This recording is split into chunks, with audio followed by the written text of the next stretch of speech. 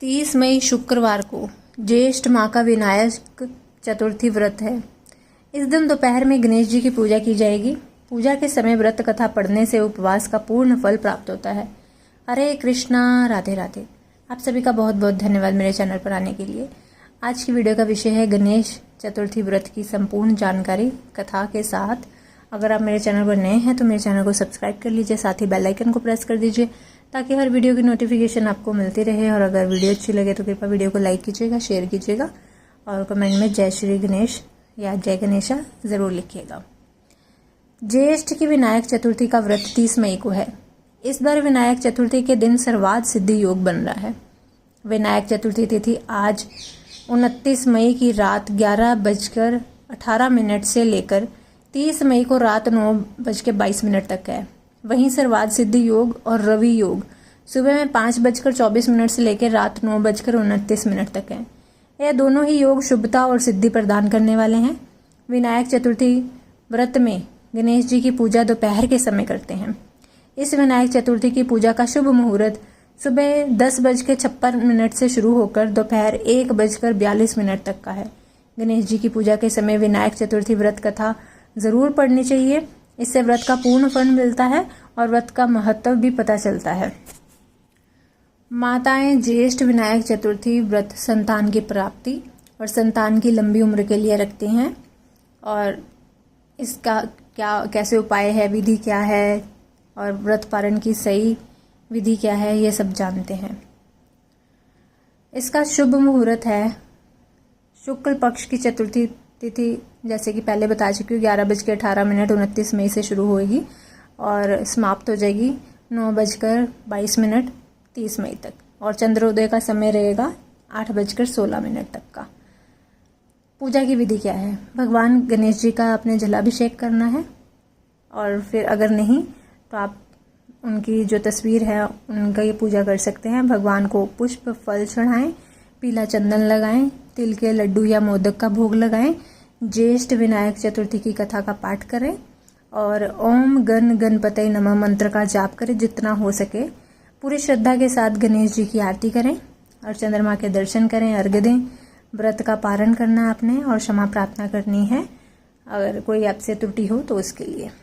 और इसमें एक खास उपाय है, वो उपाय आप जान लो। 11 दुर्वा की गांठ बनाकर भगवान गणेश जी के मस्तक पर आपने चढ़ानी है।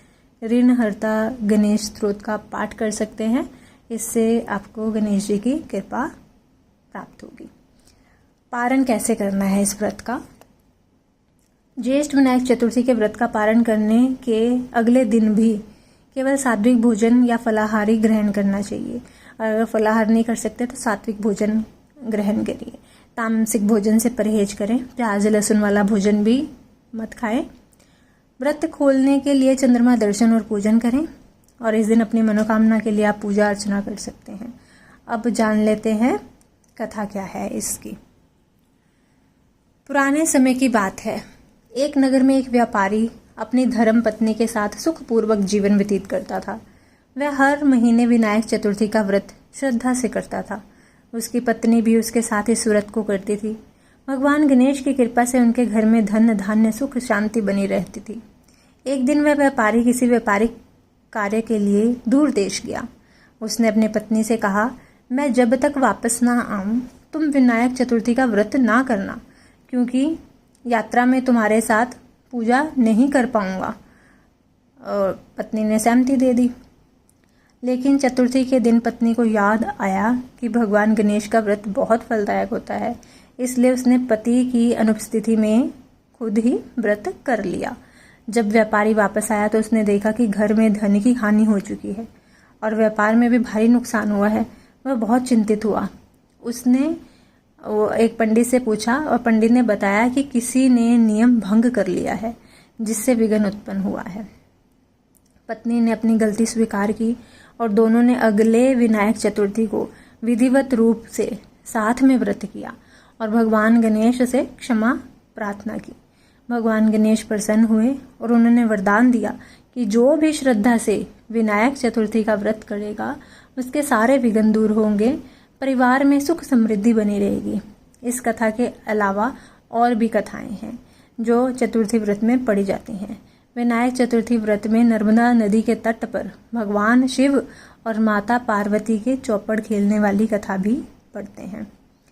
इसके फायदे क्या है? इस व्रत के रखने के 4 बड़े फायदे बताए जाते हैं, वे भी जान लेते हैं। जो विनायक चतुर्थी का व्रत करता है उसके सभी कार्यों में सिद्धि और सफलता उसे मिलती है। दूसरा फायदा, गणेश जी की कृपा से कुंडली का राहु केतु दोष दूर होता है। तीसरा फायदा, नौकरी, परीक्षा, विवाह, संतान, कोर्ट केस आदि सभी कामों में आने वाले विघ्न टल जाते हैं। चौथा फायदा इसका, गणपति बप्पा की कृपा से घर में सुख, शांति, समृद्धि और संतान सुख की प्राप्ति होती है। तो ये संपूर्ण जानकारी है ये गणेश चतुर्थी जो ज्येष्ठ माह में आती है उस व्रत की। तो अगर आपको जानकारी अच्छी लगे तो कृपया वीडियो को लाइक कीजिएगा, शेयर कीजिएगा। मिलती हूँ अपनी अगली वीडियो के साथ, तब तक के लिए सभी को हरे कृष्णा, राधे राधे।